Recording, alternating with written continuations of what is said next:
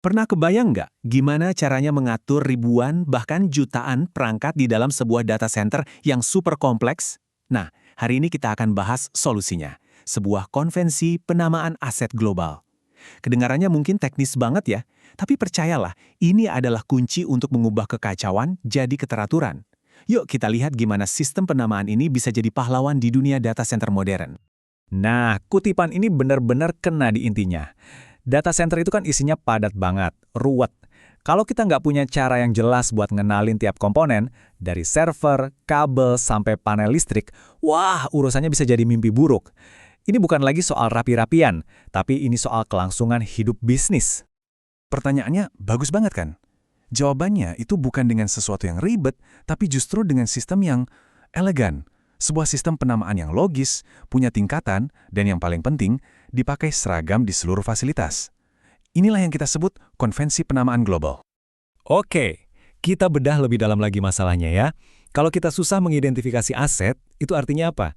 Artinya, waktu perbaikan jadi lebih lama pas ada masalah. Resiko kesalahan pas maintenance jadi gede banget.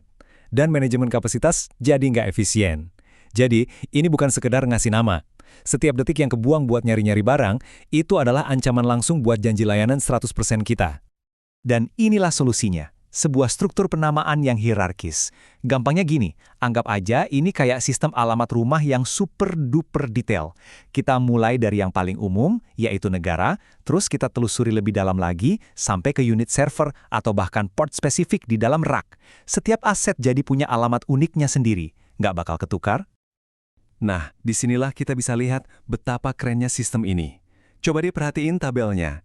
Kita bergerak dari level yang paling umum di atas, yaitu negara, terus turun selapis demi selapis, ke situs, gedung, lantai, sampai ke detail yang paling kecil kayak posisi server di rak. Setiap level punya kode dan aturan penulisannya sendiri. Jelas banget kan? Oke, ini dia fondasi dasarnya, format lokasi utama.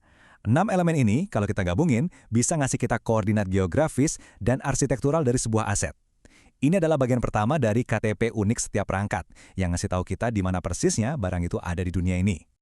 Setelah kita tahu gedungnya, lantainya, terus gimana? Nah, untuk aset di dalam rak, kayak server, kita pakai format ini. Ini ngasih tahu kita ruangannya yang mana, terus nunjuk ke baris rak, kolom rak, dan posisi U-unit yang presisi. U-unit itu satuan standar tinggi rak ya. Dengan kode ini, teknisi bisa langsung tembak ke lokasi yang tepat. Nggak ada lagi drama cari-cari. Oke, teori cukup. Sekarang kita lihat gimana ini semua bekerja di dunia nyata. Contoh-contoh berikut ini bakal bikin konsep tadi jadi jauh lebih gampang dipahami.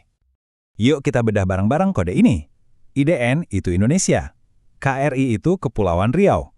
BTM tentu saja Batam. B01 artinya gedung nomor 01. Dan F01 artinya lantai 01. Cuma dengan lihat kode sesingkat ini, teknisi dari manapun di dunia langsung tahu lokasi fisiknya secara umum, simple dan efektif. Nah, ini dia contoh detailnya. Label ini artinya apa? Aset ini ada di data center 01. Lebih spesifiknya lagi, dia adalah sebuah rak, disingkat RK, yang ada di baris 01, kolom 05, dan persisnya ada di posisi U ke-40 dari bawah. Keren banget kan? Teknisi bisa langsung datang ke titik yang tepat tanpa buang-buang waktu. Terus gimana kalau peralatannya nggak di dalam rak? Misalnya kayak unit pendingin atau PDU, Power Distribution Unit. Tenang, ada solusinya. Kita pakai sistem koordinat X, Y, Z. Kode ini ngasih tahu kita asetnya ada di data center 01, tepatnya di 10 meter sumbu X, 50 meter sumbu Y, dan 1 meter di atas lantai. Ini beneran kayak punya GPS di dalam data hall? Oke, biar sistem ini jalan mulus tanpa ada salah paham, ada beberapa aturan main teknis yang wajib, kudu, harus diikuti. Aturan ini penting banget biar datanya bisa dibaca dengan benar, baik sama manusia maupun sama mesin. Aturan pertama, zero padding. Kenapa sih kita harus tulis 01 bukan 1 aja? Nah, lihat deh perbedaannya di sini. Komputer itu kan ngurutin teks berdasarkan abjad. Tanpa 0 di depan, 10 bakal muncul sebelum 2. Aneh kan? Dengan zero padding, urutannya jadi bener. 01, 02, baru 10. Detail kecil yang krusial banget buat database. Selanjutnya, ada beberapa karakter yang haram hukumnya. Huruf kayak I, O, dan Q itu sering banget mirip sama angka 1 dan 0. Bayangin deh, Anda lagi di data center, lampunya mungkin agak remang-remang, terus salah baca label. Wah, bisa fatal akibatnya. Jadi, lebih baik kita hindarin dari awal.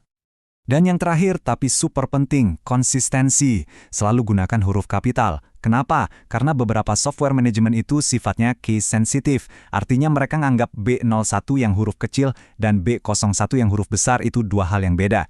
Biar nggak ada ambigu, kita seragamin aja. Semua pakai huruf kapital. Aman! Nah, penting nih buat dicatat. Sistem ini tuh bukan hasil ngarang sembarangan loh. Aturan-aturan ini dibangun di atas fondasi standar nasional dan internasional yang sudah diakui di seluruh dunia.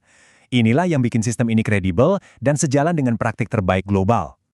Di level dunia, kita mengacu ke standar-standar dewa kayak TIA 606 buat administrasi, TIA 942 yang jadi kitab sucinya desain data center, plus standar ISO lainnya. Ini semua memastikan pendekatan kita itu kelas dunia. Tentunya, kita juga harus patuh sama aturan main di rumah sendiri, di Indonesia. Makanya, konvensi ini juga selaras sama SNI, Standar Nasional Indonesia untuk Pusat Data, dan juga PUIL untuk instalasi listrik. Jadi, ini bukan cuma soal best practice, tapi juga soal kepatuhan sama regulasi lokal. Selain itu, kalau mau dapat sertifikasi keren kayak dari Uptime Institute atau OCP Ready, keduanya itu menuntut dokumentasi aset yang sangat detail dan terstruktur. Jadi punya sistem penamaan yang solid kayak gini itu langkah pertama dan paling fundamental buat mencapai sertifikasi-sertifikasi bergengsi itu. Jadi, buat apa sih kita repot-repot ngurusin semua ini? Tujuannya apa? Jawabannya ada di angka ini. Tujuan akhirnya adalah untuk mencapai ketersediaan layanan 100% dan kemudahan pengelolaan total. Itulah Holy Grail-nya. Itulah tujuan utamanya. Semua ini membawa kita ke satu pertanyaan terakhir untuk kita renungkan bersama. Di dunia digital yang makin kompleks ini, punya fondasi operasional yang kokoh itu bukan lagi pilihan, tapi sebuah keharusan. Nah, pertanyaannya sekarang adalah, apakah infrastruktur Anda sudah siap